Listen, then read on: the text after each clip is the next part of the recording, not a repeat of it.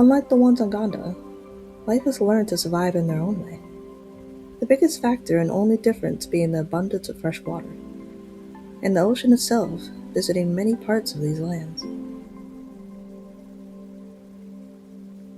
Being mostly formed of small islands living close to the mainland, many interactions are found to happen here. For some aquatic residents, they either stay in the open ocean or jump into hard-to-reach places to avoid predators, a blessing favoring the aquatic life.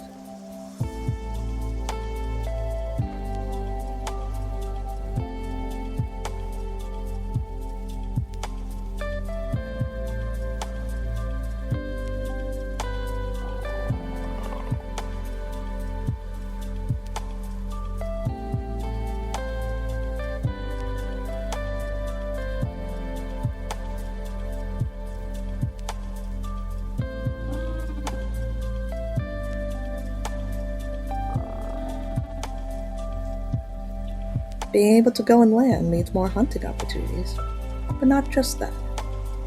For the predators, they have also been given easier access to their ally, the Rhamphs, helping to guide them to a meal so that they can eat as well.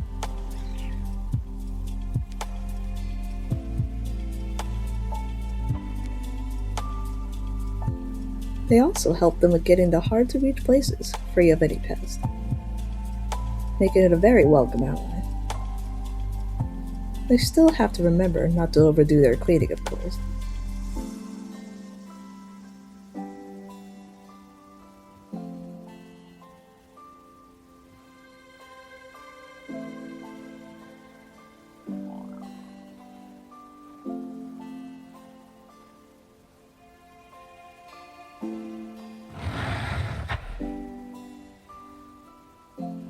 Most plant life has grown healthier, equaling faster and better food for the herbivores here. And for some herbivores, they can't resist the ones off the mainland.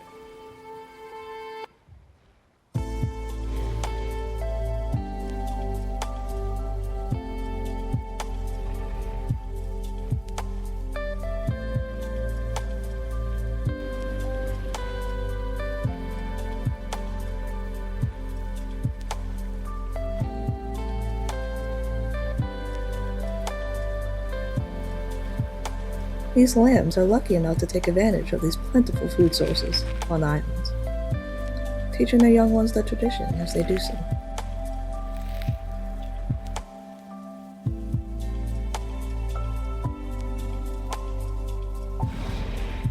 They are not the only ones that know about the island's secrets. But certain species have become great swimmers just to reach more food. The desmato, capable of eating close to anything it can get, even rocks and mud if it has to. But I'd rather eat something more flavorful, like berries, bugs, and even meat if given the chance.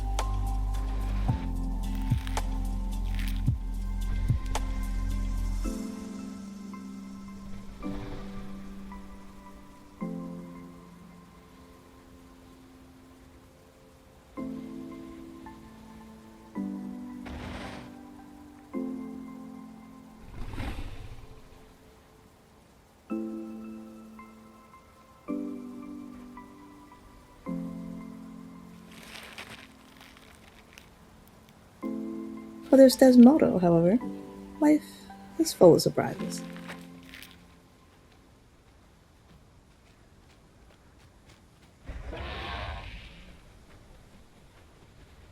A young Pelio all alone, curious and desperate for guidance.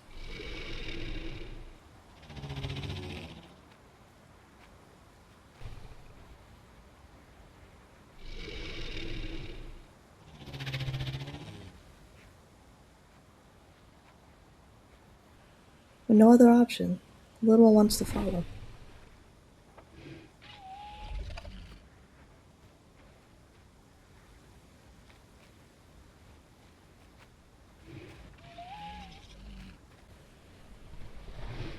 But their species are very different.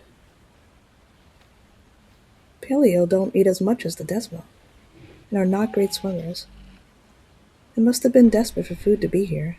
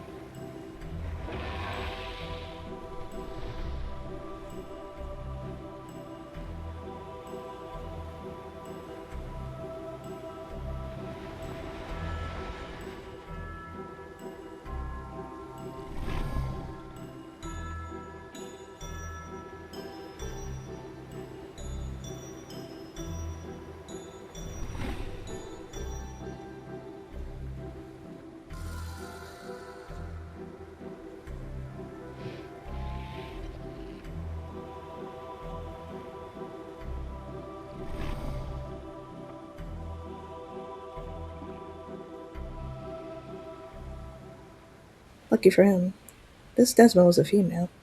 She had started growing attached, wanting to protect him as if he was her own. It'll be hard for him, but not as hard now that he's not alone.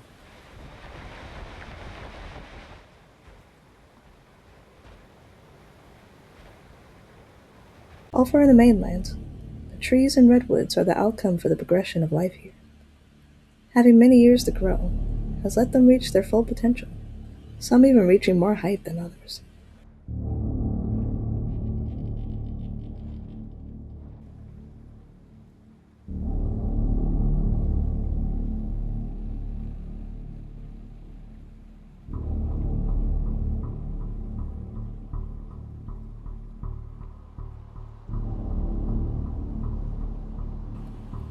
The vegetation draws all types of visitors, making any hunter follow. For such an opportunity, it does not go unchallenged.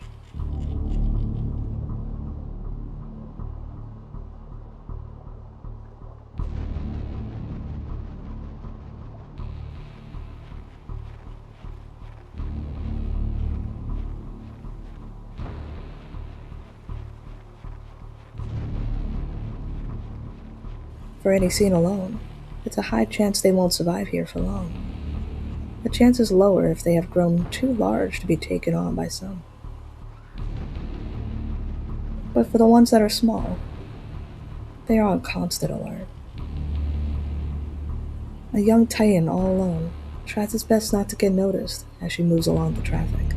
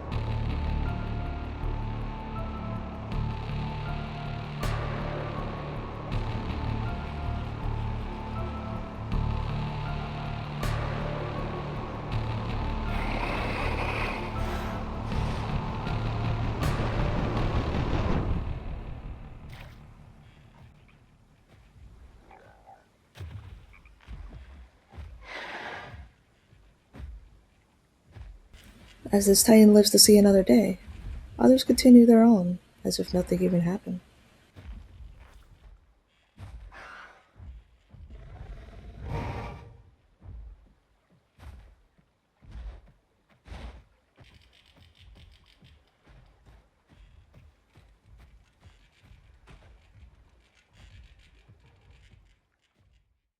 Most are not so fortunate.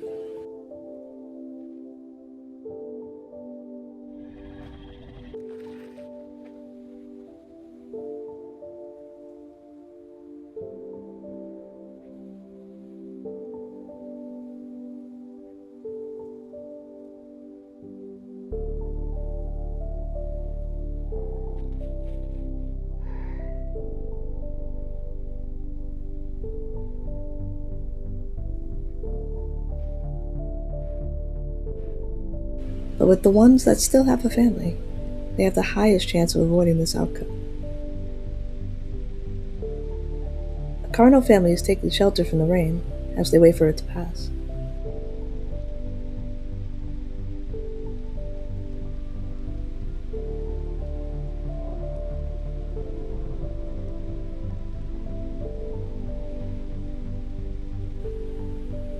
Hearing something nearby, however, has changed their minds.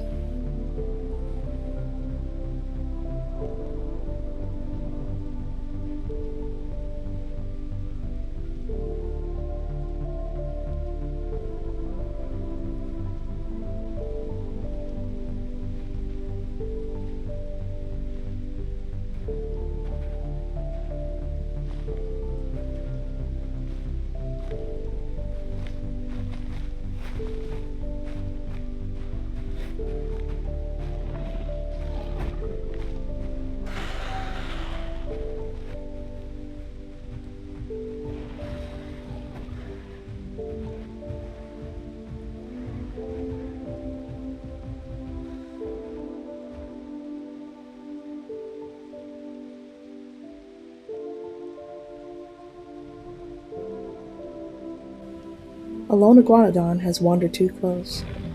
Its sacrifice has not only given the family a meal, but taught their kids what they will need to know to survive.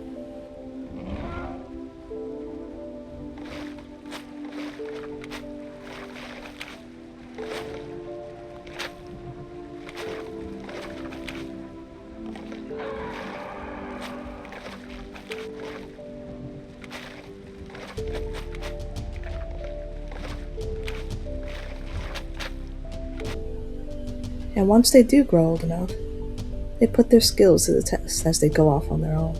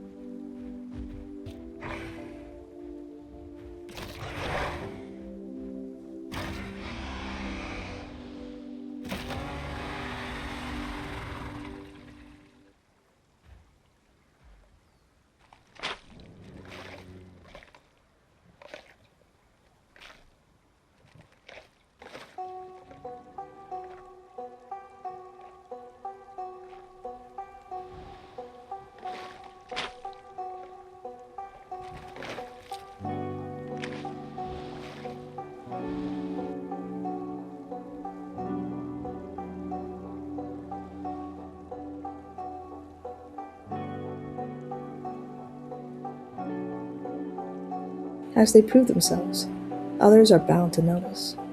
A large male torvo has caught the scent of her kill.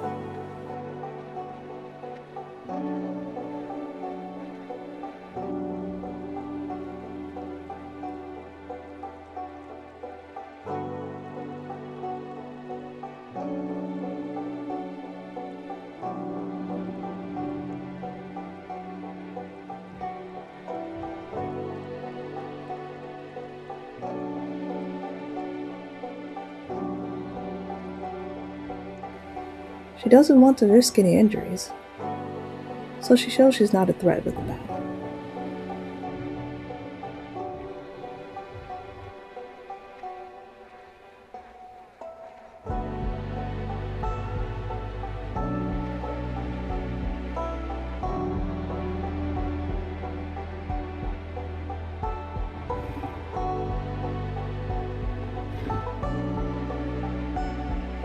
He does the same, taking the moment to show himself off as well.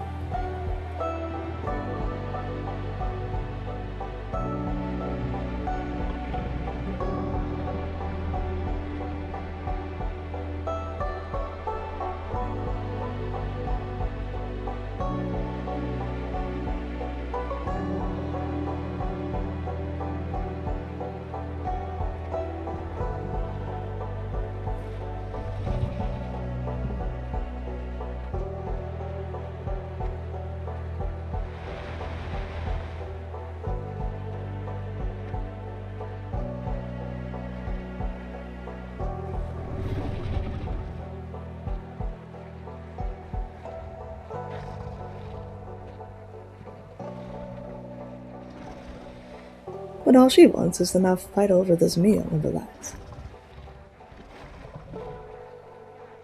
For the ones that continue to live on, they have a chance to add to the next generation. That goes for all life, of course, but it is done differently among species.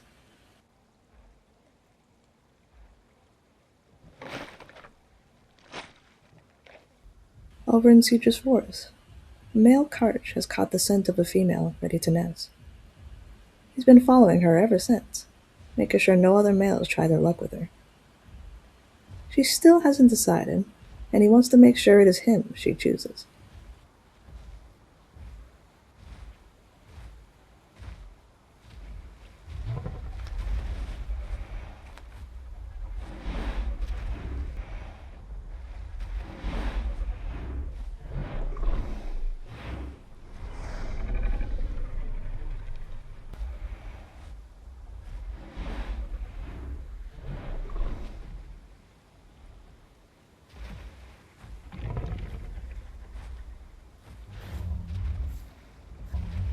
To make the job easier, he has his own way to impress her.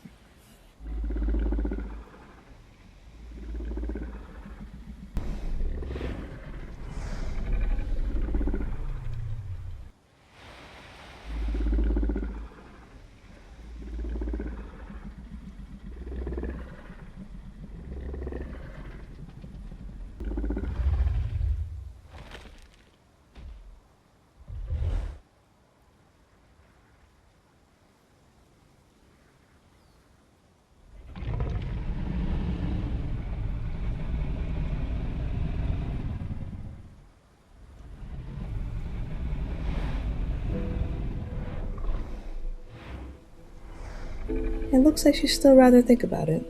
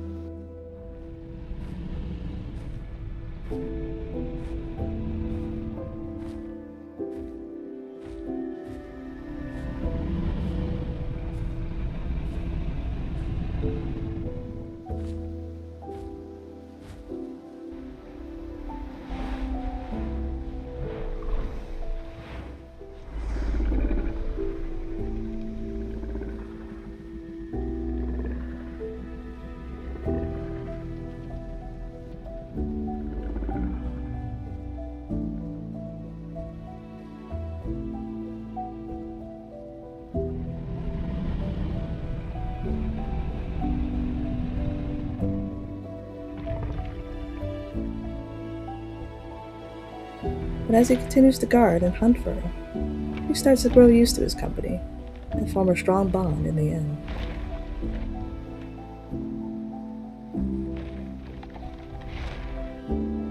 Most of Hyperia has grown used to the constant flow of water. Some parts of the land have adjusted itself to make it easier for it to pass through, except for one part of it. Some of the land here is not lucky enough to gain as much water as the others, leaving the ones here to travel to areas that have some left to spare.